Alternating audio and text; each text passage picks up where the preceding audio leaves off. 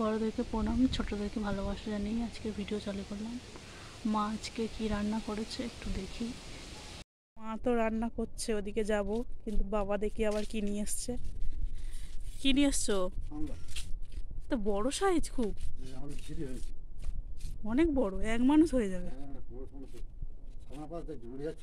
ঝিলে থেকে তুললে কি করে অত ইয়েতে জলে? ভালো সামলা। এটা কি করে খাবে? সর্ষে দিয়ে ভাজা। ঠিক আছে। লতিও এনেছো তো অনেকটা।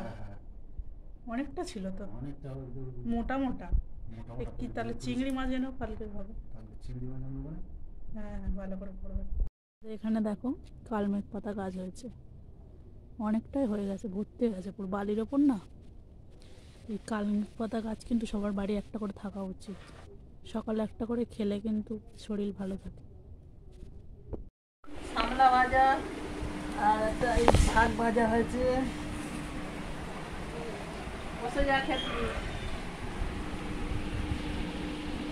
সামলা ভাজাটা হেভি হয়েছে।